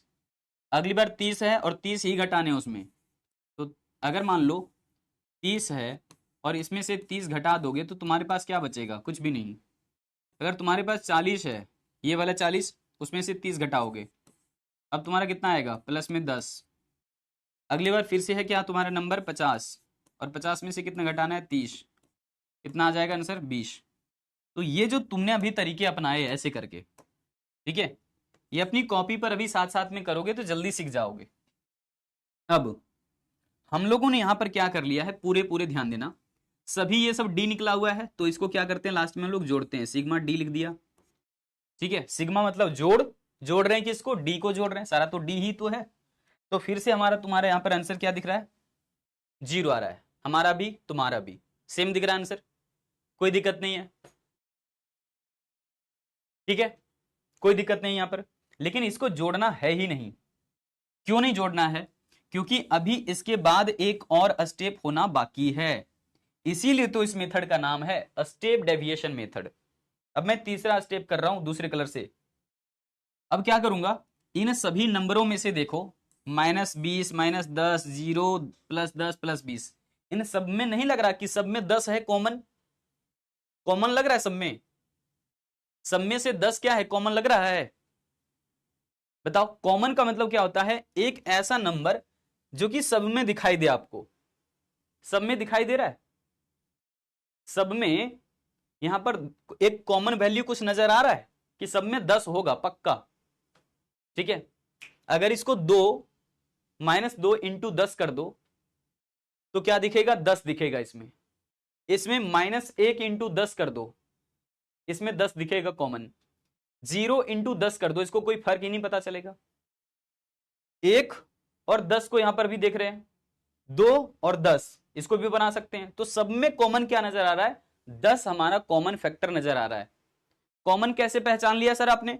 कॉमन हमने पहचान लिया कि ये सभी नंबर को आप ऐसे समझ लो, -2 इंटू 2, सॉरी -2 इंटू 10। क्या ऐसा कर सकते हैं हम लोग? तब भी वैल्यू सेम रह जाएगा कि नहीं? मैं तुम्हें कॉमन के लिए केवल सिखा रहा हूं, यहां पर बहुत सारे बच्चे यहां पर कॉमन नहीं लेने जानता, तो ध्यान देना। क्या इसको भी ऐसे कर सकते हैं? -10 था, इसको इस प्रकार लिख सकते हैं, तब भी वही वैल्यू आ जाएगा या नहीं? अगर ये 0 था, इंटू उसमें भी 10 कर देंगे तो क्या 10 हो जाएगा? नहीं, 0 हो जाएगा। 0 था, 0 ही रहेगा वो। अगर इसको 1 इंटू 10 कर दें, 1 इंटू 10, क्या ये 10 रहेगा या नहीं? हाँ, 2 इंटू 10 कर सकते हैं यहां पर, क्या ये यहां पर भी दोनों को गुना करने पर 20 रहेगा या नहीं? हाँ सर रहेगा। समझ गए? तो एक चीज तुम्हें बहुत अच्छे से पता चल रहा होगा कि सब में हमारा जो वैल्यू है वो 10 10 10 10 कॉमन आ गया। यही है कॉमन टर्म। यही क्या था? कॉमन टर्म था। ये सिर्फ मैंने पहचानने के लिए ऐसा किया, ये प्रोसेस तुमको नहीं करना है। ये जिसे कॉमन टर्म नहीं पहचानने आता, ये उसके लिए था। ऋषभ भाई रुक जाओ, इतनी हड़बड़ी में क्यों? तो आगे बात करेंगे इन चीजों पर हम। तुम इसमें से 20 भी रखोगे, 10 भी रखोगे तो भी फर्क नहीं पड़ेगा इसको। ये कैलकुलेशन मैं खुद ही करके दिखाऊंगा तुम्हें। ये तुम्हें अभी भागना नहीं आगे आगे। तो इसको हमने हटा दिया। ये सिर्फ तुम्हें समझने के लिए मैंने दिए थे कि कॉमन टर्म ऐसे ही पहचानने हैं। मैं क्या प्रोसेस अपना रहा हूं, ध्यान दो। इस डी को हम डी तो लिख दिए, लेकिन अब इसी में से स्टेप डेविएशन निकाल रहे हैं। तो एस लिखेंगे उसके बेस में। ये जो एस लिख रहे हैं ये बेस में लिख रहे हैं, छोटा सा। ठीक है, मतलब कि स्मॉल यहां पर मैंने इसलिए लिखा है बेस में, चूंकि वो डेविएशन तो है लेकिन स्टेप डेविएशन के नाम से इसको जानते हैं, इसलिए कई किताबों में डीएस लिखता है, और अगर डीएस नहीं लिखेगा तो डी डैश लिख देता है। इस प्रकार से केवल एक ऊपर में डैश कर देता है, बस। ये भी एक तरीका है। दोनों में से जो भी लिखो कोई दिक्कत नहीं है, तुम किताब में देख करके घबरा मत जाना। स्टेप डेविएशन ये वाला बेस्ट तरीका है। जो अमेरिका के लोग होते हैं ना, वो ऐसे डैश देकर के काम नहीं चलाते। हम इंडिया वाले हैं, हम लोग जुगाड़ कर लेते हैं ऐसे कि क्या ही एस वगैरह लिखें, सीधा डैश लगा दो, तो कर सकते हैं, कोई दिक्कत नहीं है। लेकिन तुम अमेरिकन बुक देखोगे ना, जिन्होंने बहुत बढ़िया बढ़िया किताब लिखी, अमेरिकन बहुत सारे ऐसे सांख्यिकी विद हुए या फिर स्टैटिस्टिशियन हुए, उन सब ने कहा है कि यहां पर एस लिखने से पता चल जाता है कि ये स्टेप डेविएशन वाला है, बिल्कुल क्लियरली विजिबल है। लिख दिया, हर आदमी समझ जाएगा कि एस का मतलब स्टेप डेविएशन, लेकिन डैश का मतलब नहीं समझ पाएगा। इसलिए हम लोगों को डीएस लिखना चाहिए।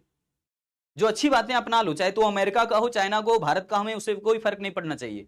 अच्छी गुण, अच्छे स्वभाव अपनाना चाहिए हमेशा। समझ गए? तो हमने अब यहां पर क्या करेंगे, ये जो डी लिखा हुआ था, डी लिख दो। ठीक है, डी लिख दो, और डी डिवाइडेड बाय क्या करना होगा, जो हमने इसमें बताया था कि 10 सब में कॉमन आ रहा है, वही यहां पर लिख दो सी। समझ आया? अब यही तुम सवाल पूछते रहोगे, सर सी कहां से आया? सी हमने बार बार कहा है, इन सब में से 10 कॉमन हमारा आ रहा है, जो कि मैंने इस बार पहले ही समझा दिया आपको कॉमन कैसे निकालने आपको। ठीक है, अब तुम देखो यहां पर हमारा डी कितना है, -20। तो -20 हमने डी के जगह पर तो लिख दिया, लेकिन भाग कितने से देना है? 10 से देना है, क्योंकि 10 हमारा क्या था, इन सब में कॉमन फैक्टर था 10। तो तुम्हारा आंसर अब कितना आएगा? सर यहां पर आप ऐसे अगर करते हैं माइनस, ठीक है, 20 बटे में कितना 10, तो हमारा आंसर कितना आ जाएगा? मैं छोटा छोटा लिखता हूं, नहीं तो तुम कंफ्यूज आ जाओगे, मुझे पता है। माइनस में लिखा 20 बटे में लिख दिया 10, तो आंसर यहां पर कितना आएगा? -2। 2 आएगा, ठीक है, -2 आ गया। ये -10 है, अब लिखो -10 बटे 10, ठीक है, कितना आ जाएगा? -1। 0 है, लिख दो 0, 0 बटे कितना 10, कितना आ जाएगा? 0। यहां पर कितना है? 10, 10 को कितने से भाग देना? 10 से, कितना आ जाएगा? प्लस में 1 आ जाएगा। यहां पर कितना है? 20, और 20 से भागा कितने से देना है? 10 से, कितना आ जाएगा? 2 आएगा ऐसा। लेकिन इस प्रकार से बच्चों की तरह तुम्हें नहीं करने पड़ेंगे, बच्चों की तरह तुम्हें नहीं करने पड़ेंगे, सीधा सीधा लिखना पड़ेगा। किस प्रकार से मैं दिखाता हूं, सीधा वैल्यू ही नोट करना पड़ेगा, क्योंकि फॉर्मूला तो तुमने लगा दिया, तो सीधा यहां पर लिखना पड़ेगा -2, यहां लिखना पड़ेगा -1, यहां लिखना पड़ेगा 0, यहां लिखना पड़ेगा +1, यहां लिखना पड़ेगा +2। बहुत बढ़िया। अब सबको क्या करना, अब इसको जोड़ना है, अब जोड़ने से फायदा होगा तुम्हें। तो सबको जोड़ेंगे तो लिखेंगे सिग्मा ds, तो यहां पर प्लस वाला वैल्यू पहले जोड़ो तो प्लस में 3 आया, माइनस वाला वैल्यू जोड़ोगे तो माइनस में 3 आया इधर, तो इधर प्लस में 3, इधर माइनस में 3, कुछ बच रहा है इस बार भी नहीं। ये भी क्या आ गया है? 0। ये भी क्या आ गया है? 0 आ गया है। ये हमेशा 0 नहीं आता, ध्यान रखना, ये हमेशा 0 नहीं आता है।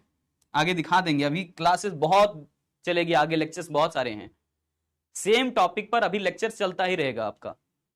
कम से कम तो मान लो कि 10-12 दिन 15 दिन चलेंगे सेम टॉपिक पर लेक्चर, और उतने लंबे समय तक तुम्हें धैर्य बनाए रखना है, ठीक है। सिर्फ क्लास में बैठ करके सुनना है और देखना है स्टेप कैसे फॉलो कर रहे हैं, नहीं तो भूल जाओगे। और अपनी कॉपी पर साथ साथ में पेन चलाते रहो। अब तुम्हारा सूत्र हम बताते हैं, माध्य ज्ञात करने का एक लास्ट सूत्र तुम्हें बता रहे, हो गया क्लास खत्म, यही लास्ट था। अब हमने यहां पर नोट कर दिया सारा वैल्यू, फॉर्मूला भी नोट कर दिया, फॉर्मूला ही बनता है। कई बार जो है ना सी के जगह पर हम लोग आई का भी प्रयोग कर लेते हैं, ठीक है, आई भी लिख देते हैं, कोई फर्क नहीं पड़ता हमें। स्टैटिस्टिक्स की कई सारी किताबों में सी की जगह पर आई लिखा हुआ है, ठीक है। तो यहां पर कैलकुलेशन आप कैसे करोगे, तो इन नंबरों को आप नोट कर लिए। ए का मतलब हमारा कितना था? 30। डीएस कितना था? देखो सिग्मा डीएस कितना था? 0। एन कितना है? काउंट करो, 1 2 3 4 5, 5 नंबर था टोटल, 5 दे दो। सी कितना था? सी हमने एज्यूम किया था केवल, यानी कि कॉमन फैक्टर था ना यहाँ का कॉमन फैक्टर था, सब में कॉमन आ रहा था 10, वही वाला 10 यहाँ पर भी है, कॉमन फैक्टर 10। तो आ गया हमारा ये 30। यहां से किसी को गुना करो, आपस में भागा करो, कोई फर्क पड़ेगा? क्योंकि 0 को 10 से गुना करोगे 0 कर देगा, और 0 को 5 से भागा करो, खत्म, कुछ भी नहीं। मतलब कि ओवरऑल यहाँ पर आप गुना करो तो 0 ही रहेगा, नीचे सिर्फ 5 आ गया। समझ पाए कि नहीं? ये वाली बात समझ पाए या नहीं? और फिर जो अगर इसको तुम ऐसे लिखोगे 30, 0 को 5 से भागा दीजिए, कोई फर्क नहीं पड़ेगा। मैं एक भी स्टेप नहीं चुरा रहा हूं यहाँ पे, आपको भी सारे स्टेप एग्जाम में लिखने पड़ेंगे, तब स्टेप में नंबर आता है, नहीं तो तुम्हारे नंबर काट लिए जाते हैं। जंप मत करना, स्टैटिस्टिक्स है, मैथ्स नहीं है, ये मैथ्स नहीं है। बहुत होशियारी स्टैटिस्टिक्स में दिखाने की जरूरत नहीं है, एक एक स्टेप जैसे मैं नहीं छोड़ रहा हूं, मैं चाहता तो छोड़ देता, सीधा यहां से कैलकुलेशन इधर कर देता कि 30 आएगा आंसर, लेकिन स्टैटिस्टिक्स में ऐसा छोड़ा नहीं जाता। स्टैटिस्टिक्स में हर एक स्टेप तुम बताओगे वहां पे, समझ गए? अगर तुम्हें बात अभी नहीं लगता है कि ये मानना चाहिए, मत मानो, नंबर कटवा करके आ जाना, फिर सवाल पूछ लेना हमसे। तो मैं कहता हूं कि स्टेप हमेशा लिखना, एक भी स्टेप मत छोड़ना। क्लियर है ना? तो आज की क्लास यहीं पर हो जाती है समाप्त, चूंकि तीनों ही मेथड आपको मैंने बता दिए हैं, और तीनों मेथड में कौन कौन सा जो वो स्टेप अपनाया जाता है, हमने थ्योरी भी रख दिया है। अगर तुम्हें नोट करना है तो नोट कर सकते हो, एग्जाम में थ्योरी इसका नहीं पूछा जाता है, नहीं पूछा जाता है, थ्योरी नहीं पूछा जाता है, लेकिन हमने फिर भी इसके स्टेप लिख दिए हैं। अगर कोई भूल जाता है कि सर पहले क्या प्रक्रिया करना है, बाद में क्या, तो सबके थ्योरी लिखा हुआ है, स्टेप्स यहां पर लिखा हुआ है कि प्रत्यक्ष विधि में अपनाओगे तब कैसे कैसे क्या काम करना है ना। एक एक बातें पढ़ोगे समझ में आ जाएगा, ये तुम्हारे लिए है। अगर भूल जाते हो स्टेप तब है। एग्जाम में ऐसा नहीं पूछा जाता कि थ्योरी लिखो, ठीक है। एग्जाम में तुम्हें क्वेश्चन डायरेक्ट पूछा जाएगा न्यूमेरिकल वाला, इसमें सिर्फ डायरेक्ट फॉलो करना रहेगा तुम्हें। जैसे बोला ना कि सभी को जोड़िए पहले, फिर कुल मदों की संख्या पता करिए, फिर फॉर्मूला लगा दीजिए, वो वाला स्टेप दे दिया है तुम्हें, ठीक है। ये तुम्हारे लिए SW के तौर पर हम डाल दे रहे हैं यहाँ पे, ये तुम्हारे लिए क्या रहेगा, HW रहेगा। और इसे देखो क्वेश्चन में स्पष्ट बोल देता है कई बार कि प्रत्यक्ष विधि द्वारा यहां पर माध्य ज्ञात कीजिए, बोल दिया ना, तो इसमें हर हाल में डायरेक्ट मेथड ही इस्तेमाल करना रहेगा, ठीक है। क्वेश्चन में अगर नहीं बोलता है मेथड तो हम कोई भी लगा सकते हैं मेथड, कोई भी, लेकिन बोल दिया प्रत्यक्ष विधि तो प्रत्यक्ष विधि का ही केवल प्रयोग करना पड़ेगा। कल्पित माध्य विधि में स्टेप कैसे होता है, तो पूरे पूरे स्टेप लिख दिए यहां पर तुम्हारे लिए। भूल जाते हो तो थ्योरी पढ़ना, थ्योरी से समझ में जल्दी जल्दी स्टेप आ जाता है, लेकिन उससे अच्छा रहेगा कि वीडियो लेक्चर ही लगा लो, है ना। डी कैसे निकालते थे ये सब भी लिखा हुआ है। तो थ्योरी नहीं पूछा जाता एग्जाम के अंदर में, बट तुम चाहो तो नोट्स के अंदर रख सकते हो, और शॉर्ट में कौन सी टर्म कैसे इस्तेमाल कर रहे हो इसको भी नोट कर देना। चलिए, बाकी यहां पर भी एक क्वेश्चन मैंने दे दिए हैं, और यहां पर भी तुम्हें जो वो बिल्कुल सिंपल वाला माध्य निकाल देना है, समांतर माध्य जिसको बोलते हैं, और स्पष्ट बोल दिया है कि इस बार एज्यूम्ड मीन मेथड इस्तेमाल करना। तो यही सारे नंबर्स हैं, नहीं बन पाता है नेक्स्ट क्लास में यही सारे क्वेश्चंस आपको करवाएंगे हम, ठीक है। हालांकि पूरे पूरे पैटर्न आपको समझा करके दे दिया है, पूरा पैटर्न, ठीक है। आंसर भी कर दिया गया है, ठीक है। थ्योरी नहीं पूछता एग्जाम के अंदर, परेशान नहीं होना है। जो तुम्हें यहां पर थ्योरी लिखा हुआ है वो सिर्फ तुम्हारी समझदारी के लिए, अगर तुम समझ गए हो तो ये थ्योरी को इग्नोर कर देना, ठीक है। हमारा फर्ज होता है कि हम आपको सारी चीजें थ्योरी भी प्रोवाइड करें नोट्स के अंदर। एक तुम्हें सवाल यहां पर दिया, 19 मजदूर हैं, मजदूरी भी दिया हुआ है सबका सबका, है ना, है ना। तो उस तरीके से मजदूरी यहां पर दे दिया है, तो ये तुम्हें ज्ञात करने के लिए हम सिखाएंगे, लेकिन यहां इतना दूर तक नहीं जाना है तुम्हें। ये वाला मैं हटा भी दूंगा क्योंकि ये अगले लेक्चर के साथ आएगा, ये सब अगले लेक्चर के साथ आएगा भाई, ठीक है। तुम्हें यहीं तक जानने थे, कल्पित माध्य विधि तक, है ना। चलो, तो आज की क्लास का समापन यहीं पर करते हैं। आंकड़ों को संक्षिप्त रूप में व्याख्या करने की संख्यात्मक विधि इनमें से कौन सा है, कोई बता सकता है क्या। एक सवाल मैं कर रहा हूं जस्ट आपसे, तब तक मैं आपके डाउट चेक कर लेता हूं। क्वेश्चन की बहुत सारी संख्याएं लिखी थी, लेकिन उसका एक नंबर चाहिए था छोटा, बस तुम्हें ध्यान से पढ़ना है, नहीं हो रही कि घटिया, ठीक है। थ्योरी नहीं आता, थ्योरी आता है, कौन सा आता है मैं दूंगा आपको, वहां पर 5 स्टार में मेंशन कर दूंगा कि यही वाला थ्योरी आता है तुम्हारे एग्जाम में, ठीक है। समझ गए।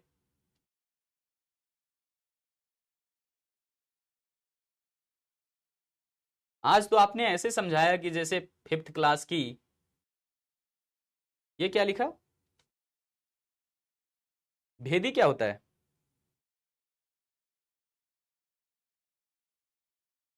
मैराथन का नोट्स आपने दिया है, पर स्टैटिस्टिक्स इकोनॉमिक्स का दिए हैं, इंडियन इकोनॉमिक्स का क्यों नहीं दिए, अपडेट हो जाएगा, दोबारा से चेकआउट कर लेना पायल, क्योंकि हमने दे दिया अपडेट। तुमने सही है, सबकी आमदनी जोड़ करके तुम ध्यान दो, इससे क्या फायदा होता है, जिसका 100 रुपया है उसके लिए तो ये एवरेज सही है। ओवर थिंकिंग से बचो ना, तुम्हें दिया है 100, 200, 300, 400, 500, सबकी आमदनी अलग अलग थी, सबकी आमदनी जोड़ करके तुमको एक एवरेज निकालना है। एवरेज एक गलत आंसर देता है एक तरीके से, तुम्हें बताऊंगा इसका दोष क्या है, गुण क्या है, सब बताएंगे इसके ऊपर। तुमने वहां से सवाल कर लिए जो अभी तक हुआ ही नहीं लेक्चर, अभी 5 लेक्चर लगेंगे तब तुम वहां तक पहुंचोगे कि ये जवाब सही आ रहा था बार बार या मिसलीड करता है, गलत कर देता है। बताएंगे तुम्हें एक कहानी, अगर तुम इसकी कहानी सुनना चाहते हो तो कल ही बता देंगे, कल ही के लेक्चर में। ये तुमने जो है सवाल किया ना, ये थोड़ी से अटपटांग वाले सवाल अभी आ गए हैं तुम्हारे मन में पहले ही, ये अच्छी बात है, बुरी बात नहीं है, लेकिन इसके ऊपर सब्र करो, अभी बहुत देर है उसकी बारी के नाम आप हो, जितनी उपलब्ध रहते हैं, डरना बस, डाउट आपके रहेंगे से पूछ लेना। तुम्हारी जिम्मेवारी है, क्योंकि क्लियर के साथ नहीं पूछोगे तो क्लियरिटी नहीं मिल पाएगी, तो जवाब तुम्हें कैसे दे पाएंगे कोई। तो सवाल ऐसा पूछना कि जवाब मिल जाए तुम्हें। चलिए ज्यादा देर नहीं करेंगे, आपकी बाकी क्लासेस भी हैं। Thank you so much. और जितने भी डाउट आपके रह गए हैं उनके भी जवाब आपको मिल जाएंगे, ठीक है। क्लास समाप्ति की तुरंत बाद ही 24 घंटे के अंदर आपके डाउट पहुंच जाते हैं आपके पास। थैंक यू सो मच, मिलते हैं अगली क्लास में। और टेंशन